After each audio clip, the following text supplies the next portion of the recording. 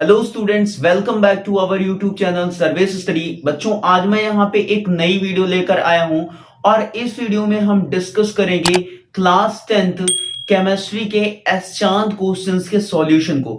यदि आपने मेरी प्रीवियस वीडियोस देखी होगी तो आप सभी को पता होगा कि मैं क्लास 10th केमिस्ट्री के एसचांद सॉल्यूशंस करा रहा था। किस चैप्टर के? फर्स्ट चैप्टर के केमिकल रिएक्शंस एंड इक्वेशंस के। ठीक है, तो काफी स्टूडेंट्स का कमेंट भी आया था कि सर नेक्स्ट वीडियो बनाइए, मतलब कि नेक्स्ट क्वेश्चन का सॉल्यूशन अपलोड कीजिए। ठीक है, तो इसलिए मैं ये वीडियो यहां पर बना रहा हूं। ए पार्ट में कह रहा है what is a chemical equation explain with the help of an example.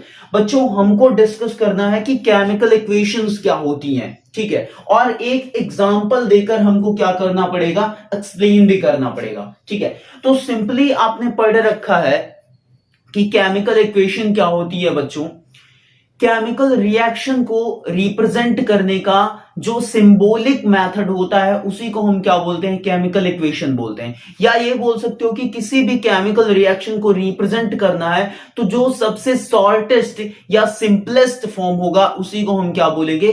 Chemical equation बोलेंगे। ठीक है, या ये कह सकता हूं सिंबल्स और फॉर्मूले के फॉर्म में रिप्रेजेंट करना ही किसी केमिकल रिएक्शन को हम क्या बोलेंगे? केमिकल इक्वेशन बोलेंगे। फॉर एग्जाम्पल बच्चों, जैसे कि हमारे पास है जिंक है और ये रिएक्शन कर रहा है हाइड्रोक्लोरिक एसिड से, तो ये रिएक्ट करके क्या बनाता है बच्चों? जिंक क्लोराइड फॉर्म करता है और इसी के साथ हमारी हाइड्रोजन गैस रिलीज होती है। ठीक है, अब यहां पर आप देख पा रहे होगे कि या तो मैं ऐसे लिख सकता था, फॉर्मूले और सिंबल के फॉर्म में ना लिखूं। ठीक है, मैं पूरा स्टेटमेंट लिख सकता था कि जिंक का रिएक्शन जब हम कराएंगे हाइड्रोक्लोरिक एसिड से तो हमारा जिंक क्लोराइड एक टाइप का सॉल्ट फॉर्म होता है और उसी के साथ हाइड्रोजन गैस भी रिलीज होती है। ठीक है, तो वो बहुत ही बड़ा हो जाएगा। ठीक है, तो हम इस रिएक्शन को केमिकल इक्वेशन के फॉर्म में कैसे लिख सकते हैं? इस टाइप से लिख सकते हैं। यहां पे मैंने किसका यूज करा है? केवल सिंबल्स का यूज करा है, एलिमेंट्स के, और जो कंपाउंड्स हैं उनके केमिकल फॉर्मूलेज का यूज किया है। ठीक है, तो ये हो गई क्या? हमारी एक टाइप की केमिकल इक्वेशन। क्लियर है सभी को? नेक्स्ट क्वेश्चन में क्या रहा है बच्चों, इसी का सेकंड पार्ट है, giving examples state the difference between balanced and unbalanced chemical equations. हमको एग्जांपल देकर ये क्या करना है? समझाना, ये डिस्कस करना है कि बैलेंस और अनबैलेंस्ड केमिकल इक्वेशन में क्या डिफरेंस होता है। ठीक है, बैलेंस्ड केमिकल इक्वेशन और अनबैलेंस्ड केमिकल इक्वेशन में हमको डिफरेंशिएट करना है विद द एग्जांपल। ठीक है, चलो ये ही एग्जांपल मैं ले लेता हूं यहां पर। अब ये क्या है? ये एक टाइप की अनबैलेंस्ड केमिकल इक्वेशन है। ये कौन सी है बच्चों? अनबैलेंस्ड। ठीक है, अनबैलेंस्ड क्यों है बच्चों, या फिर बैलेंस क्यों करते हैं हम? देखो, एक लॉ आपने क्लास 9th में पढ़ा है, लॉ ऑफ कंजर्वेशन ऑफ मास।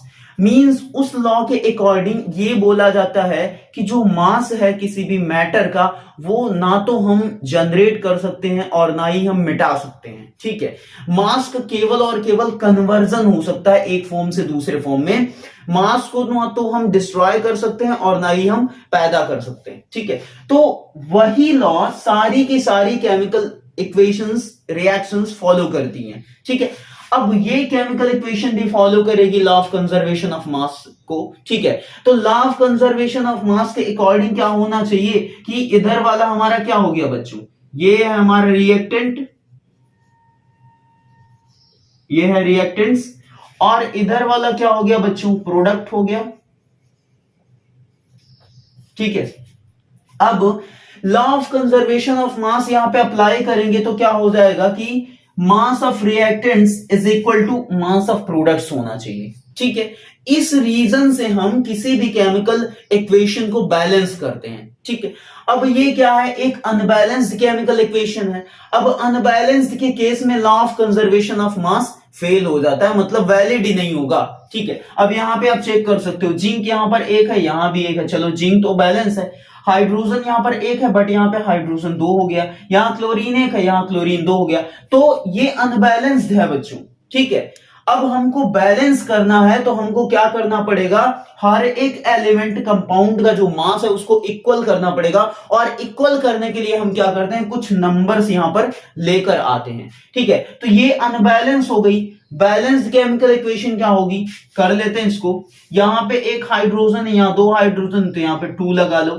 अब चेक करो, यहां पे एक जिंक, यहां भी एक जिंक, यहां दो हाइड्रोजन, यहां भी दो हाइड्रोजन, यहां दो क्लोरीन और यहां भी दो क्लोरीन। ये 2 इस हाइड्रोजन के साथ भी जाएगा और इस क्लोरीन के साथ भी जाएगा। ठीक है, तो ये हो गई बैलेंस्ड केमिकल इक्वेशन। इसके पहले हमने जो लिखा था वो अनबैलेंस्ड केमिकल इक्वेशन थी, मतलब यहां पे 2 क्या कर दो, रिमूव कर दो।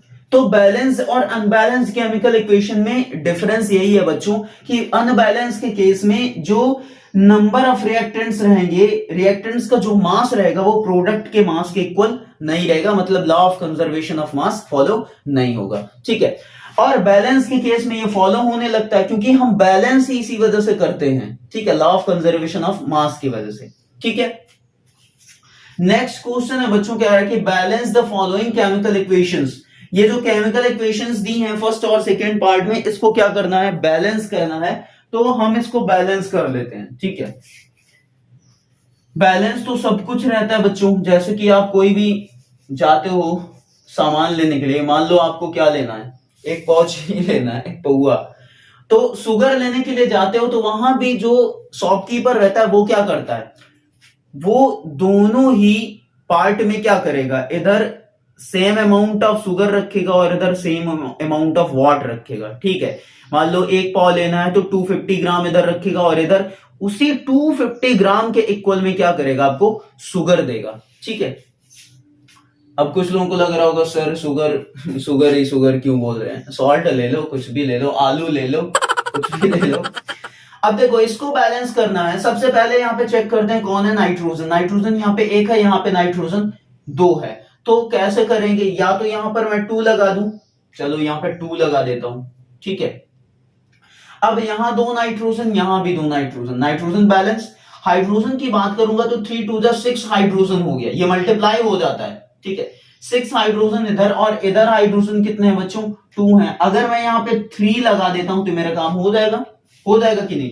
3 2 6 हाइड्रोजन इधर, 3 2 6 हाइड्रोजन इधर, और 2 नाइट्रोजन इधर, 2 नाइट्रोजन इधर। तो ये क्या हो गई बच्चों, ये हो गई हमारी बैलेंस्ड केमिकल इक्वेशन।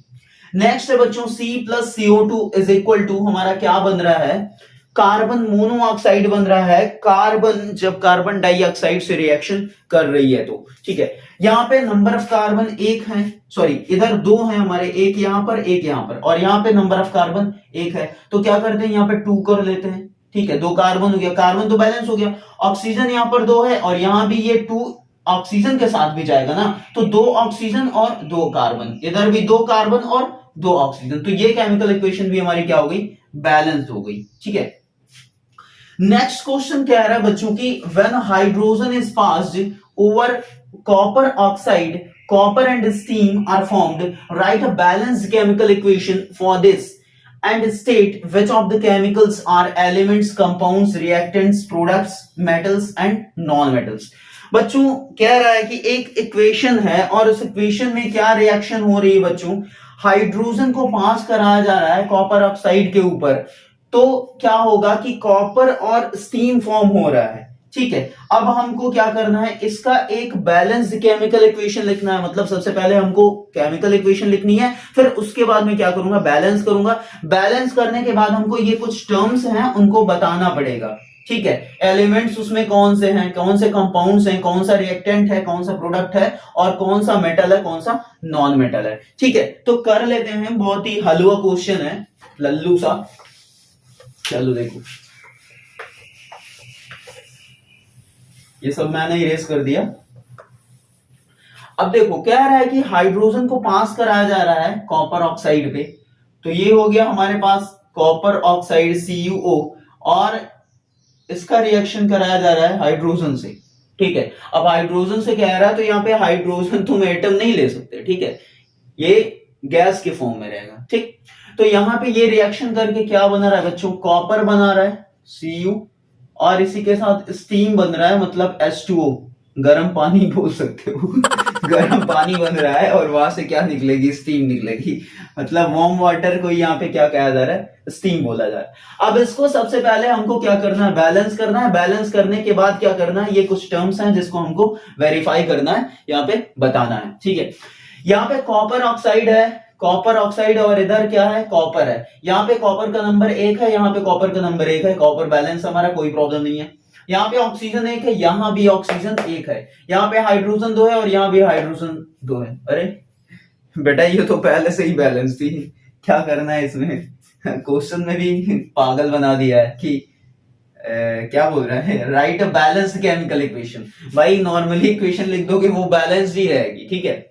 अब कुछ टर्म्स बताने हैं, जैसे एलिमेंट की बात करूं कि यहां पे कौन कौन से एलिमेंट है हमारे। एलिमेंट, एलिमेंट्स में जाएंगे हमारे, या ऐसे करके लिख लो फर्स्ट नंबर में एलिमेंट्स पूछ रहा है, तो एलिमेंट हो जाएगा कॉपर और दूसरा हाइड्रोजन, ठीक है। अब यहां पर लग रहा होगा कि सर हाइड्रोजन गैस है, क्यों एलिमेंट ले रहे हैं, ले सकते हो, कोई प्रॉब्लम नहीं है, ठीक है। सेकेंड पार्ट में क्या पूछ रहा है बच्चों, कंपाउंड्स पूछ रहा है। तो कंपाउंड कौन कौन बन रहे हैं, एक तो हमारा बनने की बात करूंगा तो केवल ये हमारा वाटर बन रहा है, स्टीम। और यहां पर रिएक्टेंट्स में भी आ रहा है क्या, एक कॉपर ऑक्साइड है कंपाउंड और दूसरा जल है, पानी। पानी। थर्ड पार्ट में कह रहा है रिएक्टेंट्स बताना है, और रिएक्टेंट्स आप सभी को पता है कि रिएक्टेंट्स वो होते हैं जो केमिकल इक्वेशन में क्या करते हैं, पार्टिसिपेट करते हैं, ठीक है। Number of compound, number of molecule जो केमिकल रिएक्शन में पार्टिसिपेट करते हैं उसी को हम क्या बोलते हैं, रिएक्टेंट्स बोलते हैं। तो रिएक्टेंट्स क्या क्या हो जाएंगे, कॉपर ऑक्साइड और इसी के साथ हाइड्रोजन गैस। फोर्थ पार्ट में क्या बताना है बच्चों, फोर्थ पार्ट में कह रहा है प्रोडक्ट्स। प्रोडक्ट्स में हमारा क्या क्या बन रहा है, कॉपर बन रहा है और इसी के साथ स्टीम बन रहा है। फिफ्थ पार्ट में हमको बताना मेटल्स। मेटल्स कौन सी होती हैं, जो बच्चों इलेक्ट्रॉन क्या करती हैं, लूज करती हैं, उनको मेटल्स बोला जाता है। तो यहां पर कौन सी मेटल है बच्चों, कॉपर एक तो मेटल है, सभी को पता है, ठीक है, और कोई मेटल नहीं है यहां पे, तो कॉपर मेटल हो गई। नेक्स्ट पार्ट में बताना है बच्चों कि नॉन मेटल कौन सी है, तो नॉन मेटल हमारा ऑक्सीजन भी नॉन मेटल है और हाइड्रोजन भी नॉन मेटल है, ठीक है, ये दोनों ही क्या है, नॉन मेटल है। अब यहाँ पे तुम ऐसे लिख सकते हो ऑक्सीजन हाइड्रोजन 2 हटा करके, कोई प्रॉब्लम नहीं, ठीक है।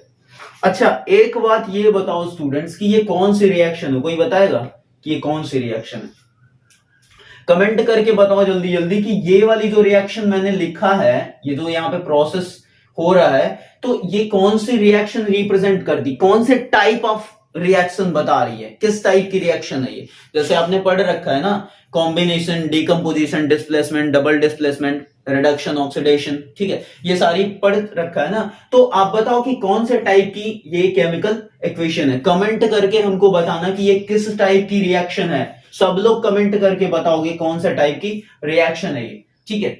तो आई होप बच्चों की सॉल्यूशन मैंने यहां पर बहुत ही इजी प्रोवाइड करा है, और मैं ये आशा करता हूं कि आपको ये वीडियो बहुत अच्छी लगी होगी। और यदि वीडियो अच्छी लगे तो लाइक करना, चैनल पे नया हो तो सब्सक्राइब करना, साथ ही साथ बेल आइकन भी प्रेस करना, ताकि इस तरह की इंपॉर्टेंट वीडियो का नोटिफिकेशन आपके पास सबसे पहले पहुंच जाए। और बच्चों ज्यादा से ज्यादा क्या करना, शेयर करना इस वीडियो को, ताकि जो आपके फ्रेंड्स हैं जिनको एस चांद क्वेश्चंस के सॉल्यूशन चाहिए वो भी क्या कर सके, इनकी हेल्प ले सके।